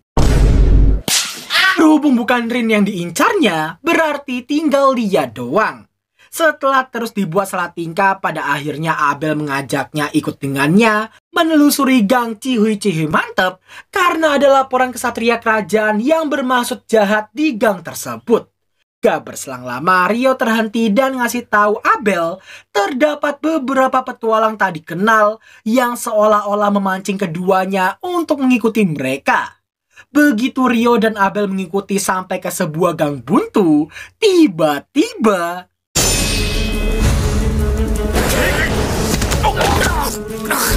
自分たちから誘っておいて不甲斐ないですね。いや、量が反則なだけだ。 Setelah meringkus orang-orang mencurigakan itu, Abel yang menemukan sebuah alat alkimia sempat mau diambil oleh Rio, tapi jelas itu nggak boleh karena mau dijadikan alat bukti.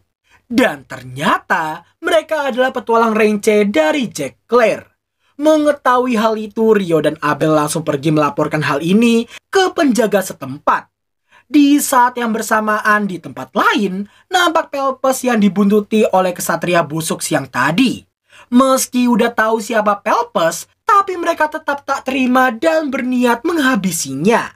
Namun di saat itulah tiba-tiba aja mereka tak bisa bergerak, tubuh mati rasa, bahkan suara pun tak bisa mereka keluarkan. Sampai akhirnya...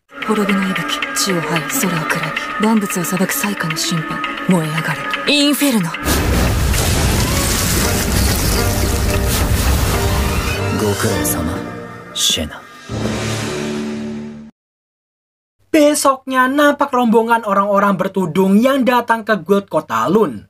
Rio dan beberapa petualang lainnya yang lagi di kantin Guild merasa heran sekaligus kaget mendengar bahan makanan di kantin mereka yang udah ditarik oleh Guild. Dan ternyata itu ada hubungannya dengan rombongan tadi. Di mana saat ini Pahuk lagi ngomel-ngomel ke 3 petinggi urusan domestik kerajaan yang berlaku semena-mena. Tidak hanya memerintahkan Guild Kotalun untuk membuka blokade dungeon untuk urusan riset, mereka bakal menuntut petualang sebagai pengawal gretongan, ditambah bahan makanan mereka minta dalam jumlah besar. Setelah melalui banyak sekali cekcok antara Pahuk dengan boomer bernama Clive Staples ini, pada akhirnya mereka berhasil menemukan jalan tengahnya, di mana Guild Lun hanya perlu membuka blokade dungeonnya aja. Pahuk pun menyetujui asalkan jika terjadi sesuatu, tanggung jawab yang ada tidak dilemparkan padanya ataupun guildnya. Selain itu, Patua yang sepertinya adalah Ilarion Sensei juga akan membayar semua petualang yang mereka sewa nanti. Pahuk lalu menambahkan peringatannya, bahwasanya belum ada data mengenai dungeon pasca gelombang besar kemarin. Dirinya meminta mereka untuk menjelajahinya dengan ekstra berhati-hati. Sementara itu, nampak Rio yang mendatangi penginapan Abel dan partinya buat nyari makan di kantinnya. Namun sesaat sebelum dia masuk, seorang gadis terlihat kebingungan dan akhirnya meminta bantuan pada Rio.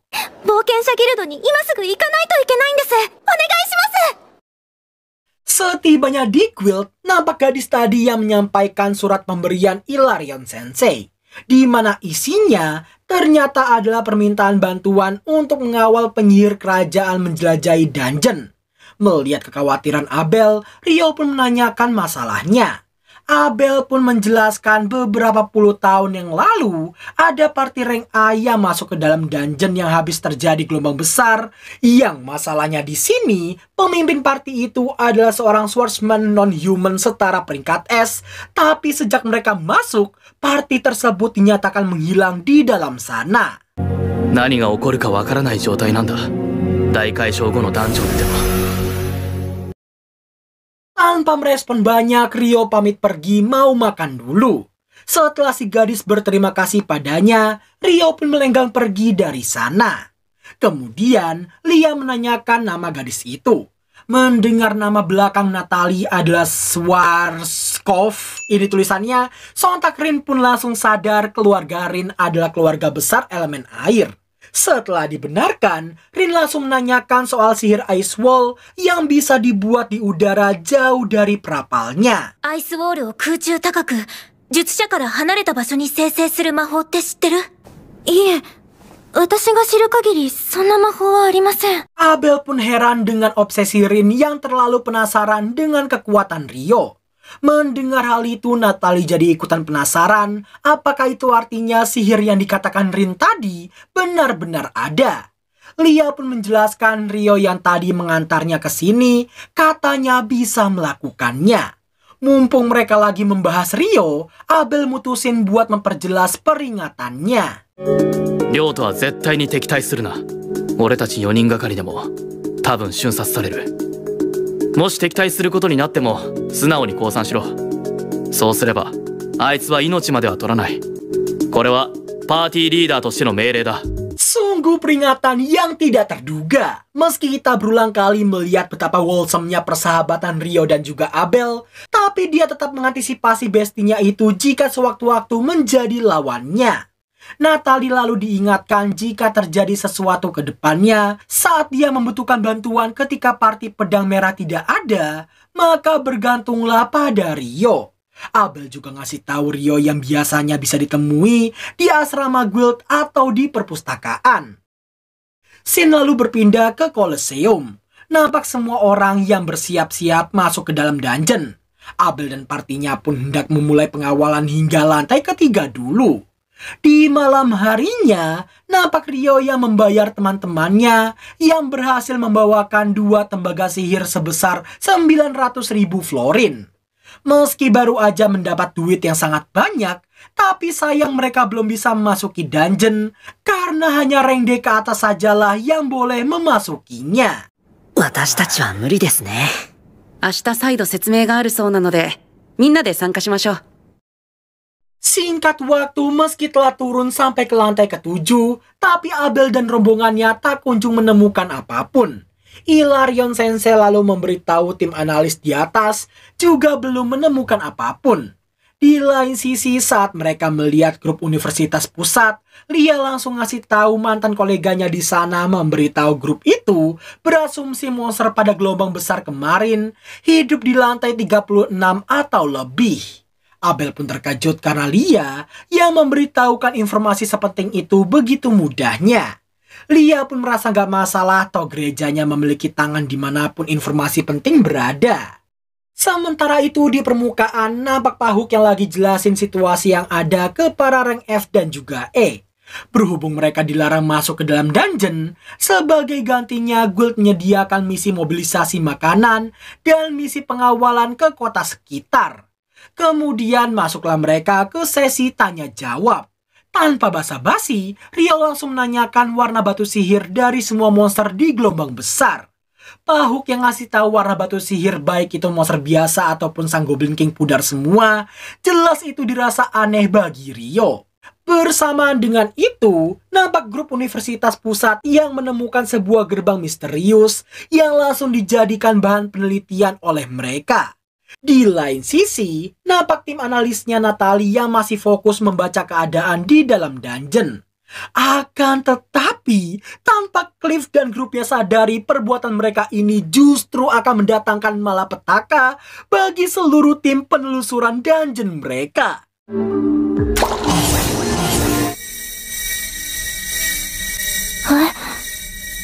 Hanno ga kieta.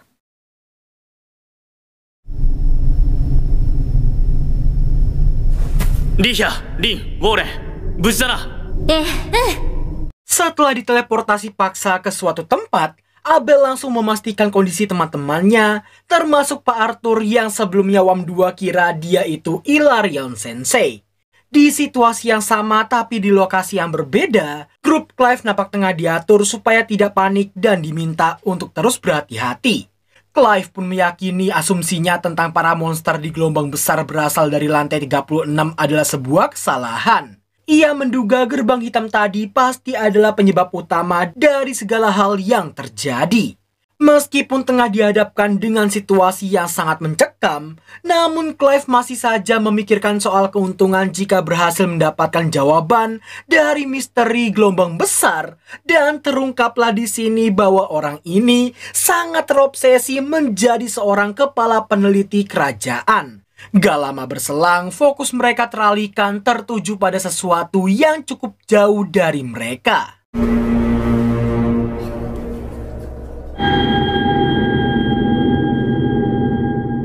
Di permukaan, tim analis nampak tengah kebingungan dengan apa yang terjadi, tapi mereka sempat mendapatkan sedikit sinyal keberadaan tim investigasi yang ternyata berada di lantai 40 sebelum akhirnya mereka kehilangan sinyalnya lagi.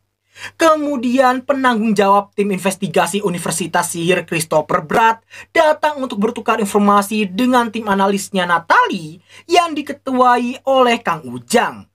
Dan tentu kedua belah pihak berada dalam situasi yang sama, dan Christopher sendiri justru bersyukur karena jadi bisa tahu keberadaan timnya itu. Dungeon ni moguru tokoro datta. Daga, ima masa ni fumidasou to shita sunzen. 目の前から消えたのだ。 Meski telah mengetahuinya, tapi jelas itu sangat mengkhawatirkan dong ya. Karena sepanjang sejarah saja, lantai terdalam yang pernah dicapai oleh para petualang pendahulu hanya sampai lantai 38. Bahkan mulai dari lantai 30, petualang rank B sekalipun akan sangat kesulitan. Di saat Natali yang mendengar Kang Ujang yang menyebut nama Parti Pedang Merah, sontak dia jadi teringat perkataan Abel sebelumnya. Gak pakai lama, Natali langsung pergi untuk menemui seseorang. Beberapa waktu kemudian, dalam kondisi panik, Nina terlihat melaporkan apa yang terjadi pada Guildmasternya. Mendengar insiden yang terjadi, sontak Pahuk langsung OTW ke TKP.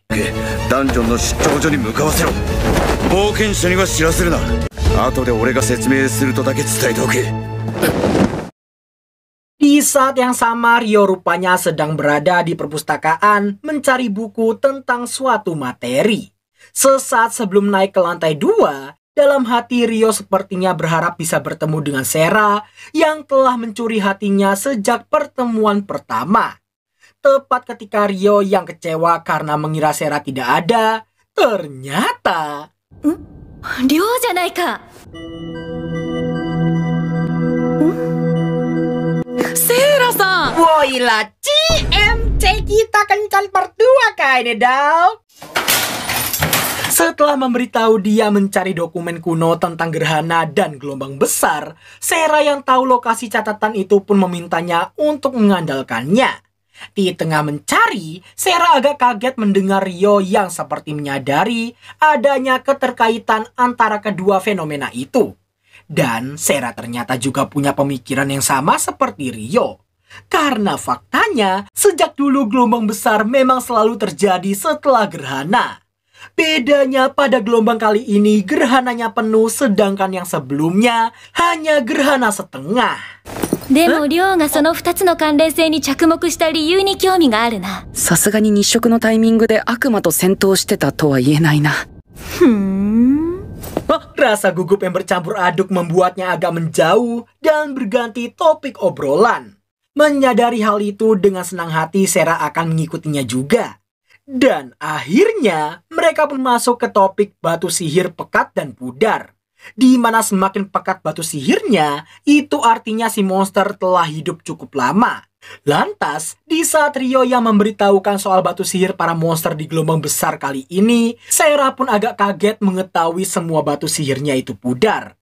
Dengan kata lain, kemunculan baik itu goblin biasa, jenderal maupun rajanya adalah baru-baru ini. というか、セイラさん、魔石が薄かったこともしかして知ってました？ああ、過去の大海嘯で討伐した魔物の魔石も薄かったという記録を以前見たことがあるからね。Ryo rupanya menyadari gimmick kagetnya si Sera yang ternyata udah tahu batu sihir pada gelombang besar pastilah pada pudar semua. Setelah memberitahu dia mengetahuinya dari dokumen kuno yang dia baca, Ryo pun diajak untuk membacanya berdua dengannya. じゃあ行こう。ついてきて。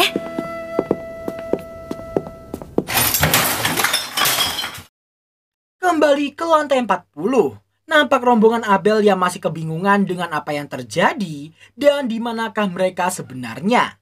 Bersyukurnya alat deteksi mereka masih berfungsi sehingga ada kemungkinan tim analis sudah mengetahuinya. Biarpun begitu, Pak Arthur ragu akan adanya bantuan yang datang.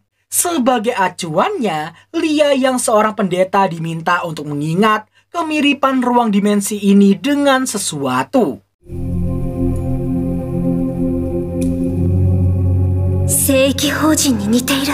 Lingkaran suci biasanya hanya bisa digunakan oleh pendeta tingkat tinggi saja, di mana itu adalah sihir pertahanan absolut yang mampu menahan semua serangan fisik dan juga sihir. Perbedaannya hanya pada tujuan diciptakannya dan batas pelindung ini yang bahkan tidak terlihat sama sekali.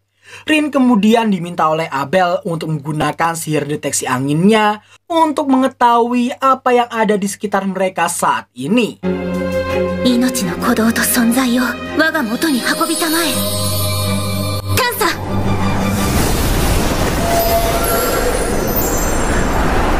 Singkat waktu, setelah merasakan kehadiran banyak orang dengan 50 makhluk tak dikenal, Abel mutusin untuk pergi ke sana karena udah pasti itu adalah rombongannya si Clive.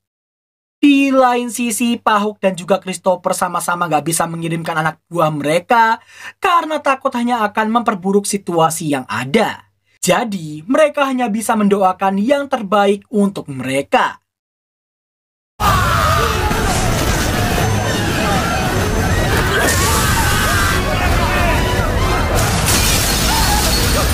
Boro-boro yang terbaik, rombongan Clive nampak tengah dibabat habis oleh 50 monster misterius yang bahkan mampu menghancurkan sihir pelindung mereka. Melihat siluet para monster itu, seketika Clive sadar dengan apa yang sebenarnya sedang mereka lawan saat ini. Devil! Devil! そこにあった特徴にそっくりだ。 Di tengah para iblis yang asik menghabisi banyak sekali NPC, nampak rombongan Abel yang datang dan hanya bisa terkejut dengan apa yang menimpa rombongannya si Clive. Lia dan Pak Arthur bisa langsung tahu para monster di sana adalah bangsa iblis, musuh dari Tuhan dan para malaikat. Semua hal tentang iblis sendiri telah dituliskan di dalam kitab gereja mereka. Dengan sigap Pak Arthur memerintahkan pasukannya untuk bersiap dengan formasi penyerangan. Dan Clive yang masih bertahan lambat laun mulai kehilangan penglihatannya.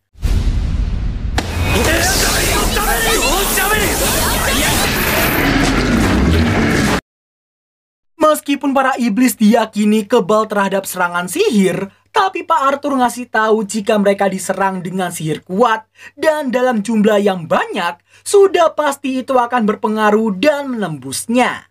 Setelah berhasil bertahan sembari terus menyerang balik, Abel mendapati satu sosok iblis yang nampak berbeda dari iblis lainnya. Melihat jumlah para iblis yang mulai berkurang drastis, Abel pun berniat maju dan mengajak Warren menerjang dalam satu barisan.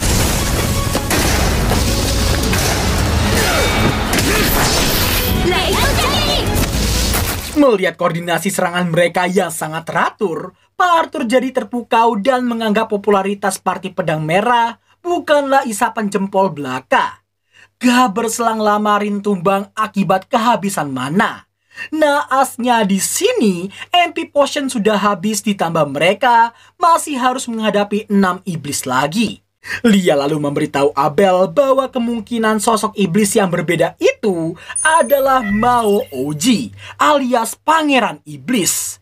Menurut kitab gerejanya, Mao Oji memiliki ciri khas mata belang dan hanya ada 4 di satu waktu yang sama. Satu di antaranya diyakini berpotensi berevolusi menjadi Raja Iblis.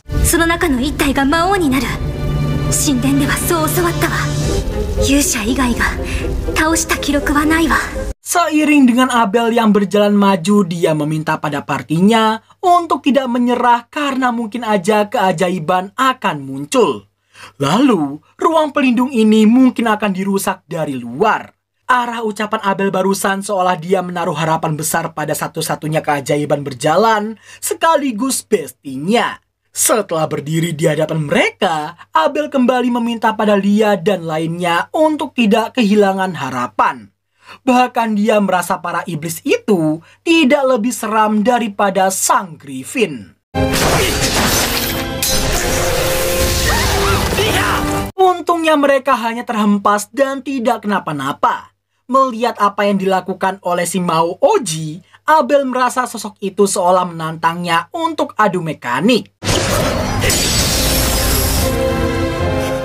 Kesal karena Clive mengganggu sesi Baiwan atasannya, iblis lainnya yang masih hidup nampak mengulti pasukan belakang dan sengaja tidak mengincar Abel. Di tengah keputusasaan mereka, Abel nampak belum menyerah meski tahu perbedaan kekuatan di antara mereka sangat-sangat besar.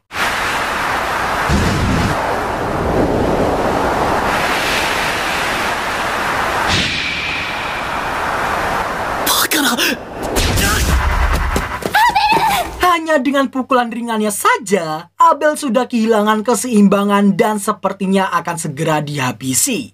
Mendengar permintaan maafnya Abel, sontak Lia jadi sangat histeris dalam seketika. Hingga akhirnya...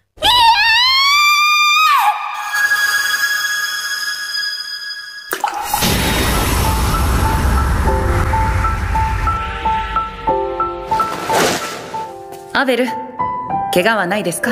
Mau kaget tapi udah nduga sih ya. Tapi ya, beruntungnya aja kali ini MC kita memilih untuk datang membantu tidak seperti sebelumnya. Abel pun diledek yang dianggap masih kurang latihan sampai bisa dibuat babak belur seperti itu. Melihat kemunculan Rio, jelas Lia dan juga Warren terkejut, tapi juga sangat bersyukur dibuatnya. Sedangkan Pak Arthur yang belum mengenalnya sama sekali hanya bisa bertanya-tanya apa yang terjadi sebenarnya. Setelah Rio mengajak mereka kembali, dirinya akan menggantikan mereka mengalahkan para iblis itu. Di saat Abel yang memperingati iblis yang di sana adalah Mao Oji, Rio pun memintanya untuk tidak bercanda karena mana mungkin pangeran iblis akan terlihat sangat lemah seperti itu. Aishikuru Lance 6 Water Jet. Dalam sekejap Rio mampu menghabisi 3 iblis sekaligus yang seharusnya memerlukan setidaknya 9 orang. Sorot mata yang ditunjukkan oleh si Mao Oji sama sekali tidak membuat Rio gentar karena dia udah terbiasa ditatap seperti itu. Dan akhirnya peradu mekanikan antara Mao Oji melawan Rio sang mage air abadi pun akan segera dimulai. Ora, Mao Oji to yara, kakatte kuru ga ii yo. Shin mundur ke beberapa saat sebelum Rio datang membantu. Dengan tergesa-gesanya Natalie langsung mendatangi asrama Rio dan tidak mendapatinya di sana. Niels dan Eto pun ngasih tahu Rio tadi pergi ke perpustakaan utara. Bersyukurnya di tengah jalan Natalie papasan sama Rio yang OTW pulang. Gak pakai lama dia langsung menjelaskan situasinya dan meminta tolong padanya untuk menyelamatkan Abel dan kawan-kawan. Hanashi wa idou shinagara kikimashou.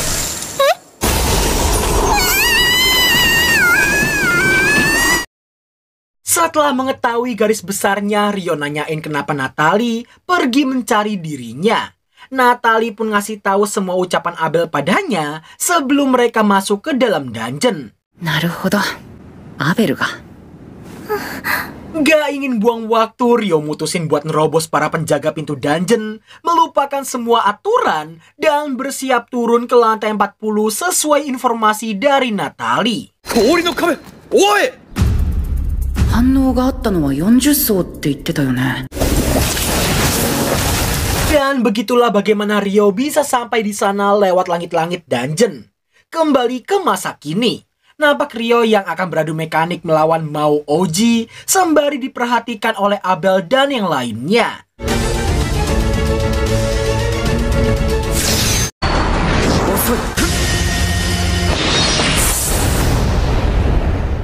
Epic Edian, sekali tebas kepala pun lepas. Jelas Rio sangat kecewa dong ya, karena Mao Oji tidaklah sekuat Leonor si iblis bohai. Mengira ini semua udah selesai, namun untuk sesaat Rio sempat kaget mendapati si Mao Oji yang ternyata masih hidup, bahkan mampu menyambungkan kepalanya lagi. Meski begitu, Rio tetap menilainya sebagai sosok yang sangat lemah, yang tidak pantas disebut Mao sama sekali. Dirinya pun penasaran sejauh mana kekuatan regenerasinya itu bisa menyembuhkannya. Aggressive Jet 256.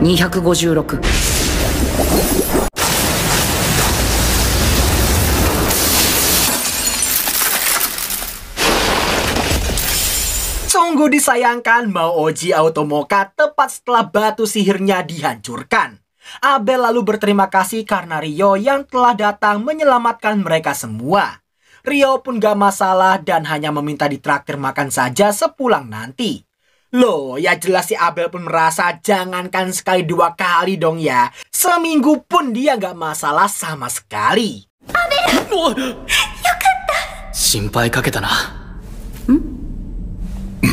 Singkat waktu, setelah Pak Arthur dan Abel berniat memungut benda peninggalan para korban, juga menjual semua batu sihir para devil untuk diserahkan pada semua keluarga korban yang ditinggalkan, Rio pun sependapat dengan mereka, tapi fokusnya langsung tertuju ke penyebutan Abel barusan. Disinilah Rio dan kita semua baru tahu bahwa iblis dan devil adalah 2 entitas yang berbeda. Jika dibandingkan dengan Leonor, Mungkin perbedaan paling mencoloknya ada pada bentukan wujud serta perbedaan kekuatan di antara mereka. Gak lama kemudian, Ryo ngasih tahu dia tadi sempat melihat benda aneh di lantai 39. Setelah ngasih tahu benda itu ada di area tangga, pada akhirnya mereka mutusin buat kembali dan melihat benda aneh tersebut.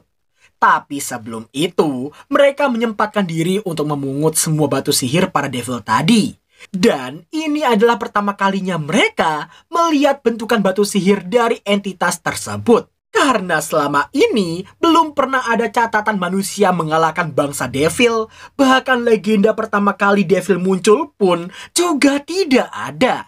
Diyakini bangsa itu muncul secara tiba-tiba berkat sihir dimensi yang mereka miliki.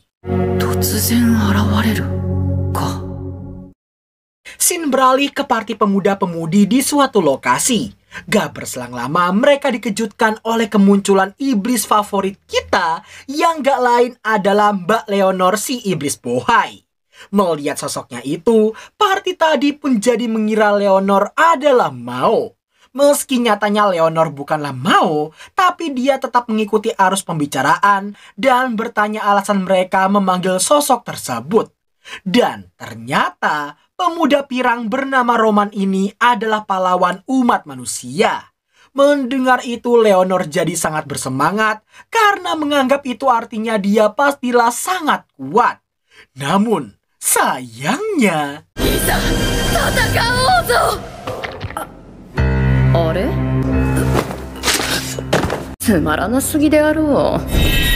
Ya elah man, Roman, kirain lu OP beneran. Gak cuma Leonor aja yang kecewa nih, gua pun kecewa man. Sejak awal, Leonor emang datang bukan untuk bertarung. Maka dari itu, ia tidak menghabisi mereka dan hanya mengambil benda hitam di altar tersebut. Mau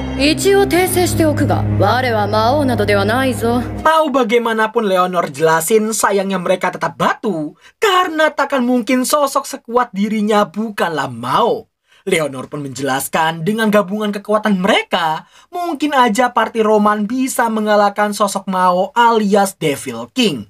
Gak cuma itu aja, mereka juga diberitahu di antara bangsa manusia ada satu orang yang bisa setara dengannya.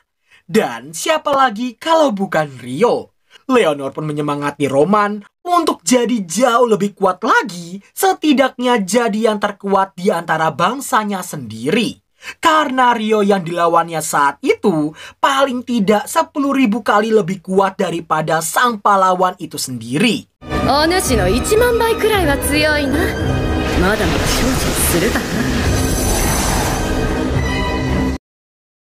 Setibanya Ryo dan kawan-kawan di lantai 39, nampak batu hitam yang sama seperti yang diambil Leonor tadi juga ada di sana. Berhubung mereka belum tahu bahaya ataupun fungsinya, Pak Arthur pun berniat membawanya untuk diteliti. Di tengah OTW ke permukaan, ucapan terima kasih Abel justru membuat Ryo kembali meminta sesuatu darinya. Untungnya aja dia cuma minta informasi tentang tempat makan karet terenak di kota Lun.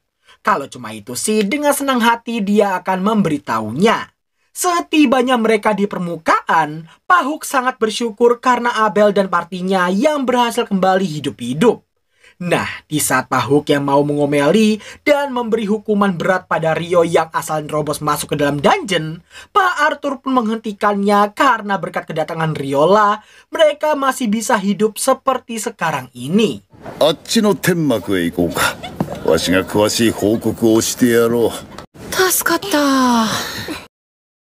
Sontak Pak Hook pun sangat terkejut mendengar kemunculan 15 devil dan 1 devil prince.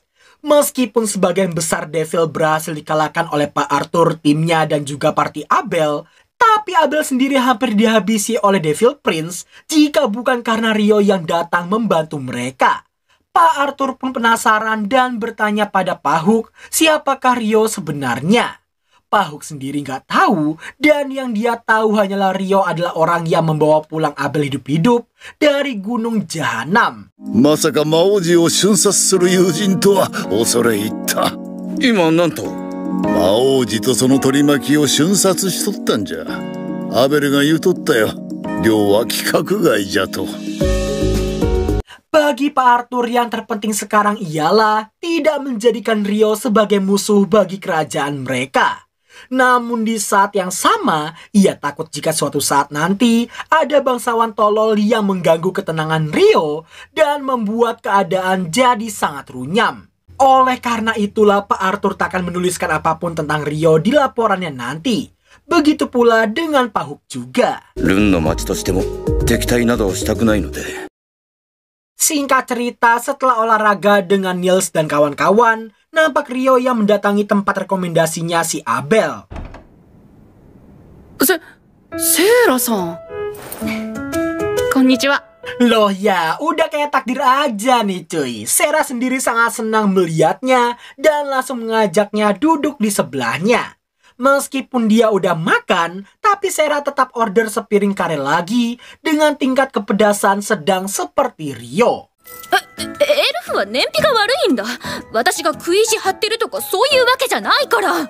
誰もそんなことは言ってません。 Setelah cukup banyak basa-basi yang mempererat hubungan mereka, kare mereka pun akhirnya jadi. Keduanya pun menikmati hidangan itu dengan sepenuh hati. Selesai makan, Rio nanyain Sera yang gak pernah kelihatan di guild petualang. Dan belakangan waktu Sera bekerja di ibu kota, dan karena misi jangka panjangnya dia jadi jarang kelihatan di sana. Adapun misi jangka panjangnya ialah menjadi instruktur pedang para prajurit di wilayah Lun ini.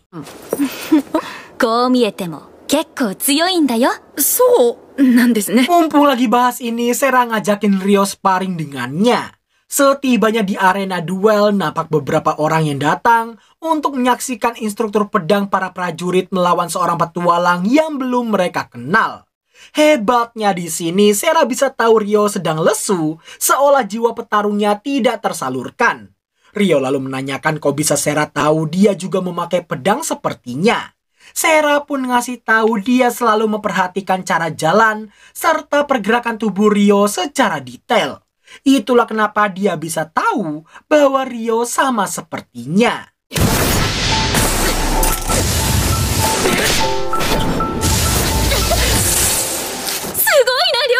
Sontak semua orang yang menyaksikan tak menyangka Rio mampu mengimbangi seseorang seperti Sera.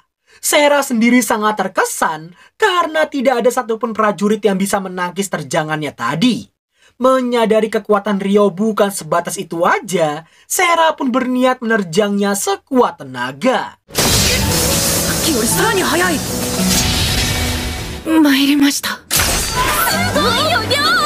Satu pria bahagia, ribuan viewer, dan satu narator nangis di pojokan. Jelas Sera sangat terkejut dengan Rio yang mampu menangkis semua serangannya. Dirinya makin terkejut begitu mendengar Rio yang mengaku diajari oleh sang Raja Peri. Setelah ditanya gimana Sera bisa tahu tentang Raja Peri, Sera pun ngasih tahu elf adalah setengah peri, karena itulah dia bisa tahu jubahnya Rio adalah milik Raja Peri. Melihatnya yang memakai itu, Sera yakin Raja Peri pastilah sangat menyukainya. Di tengah obrolan, asisten Sera datang untuk mengingatkannya waktu latihan dengan Alfonso sudah dekat. Alfonso sendiri adalah cucu dari kepala daerah. Kalem, hati Sera cuma buat Rio kok, gua jamin guys. Leirita, こちら冒険者のリョウ。大切な人だから間違いなく送り届けてくれ。Seperginya Sera, Rio pun diantarkan kembali ke asramanya. Di tengah jalan, si asisten rupanya masih terngiang-ngiang soal Rio yang merupakan orang berharga bagi atasannya. Gak berselang lama, Pak Hook datang dengan kereta kudanya dan mengajaknya ikut untuk membicarakan sesuatu terkait kejadian kemarin. Untungnya aja Pak Hook sudah paham situasinya dan justru berterima kasih padanya. Namun, demi menjaga integritas guild Kota Lun, Rio tetap akan diberi hukuman. Tentu itu hanya formalitas belaka, karena hukumannya sendiri adalah memberinya misi di permukaan.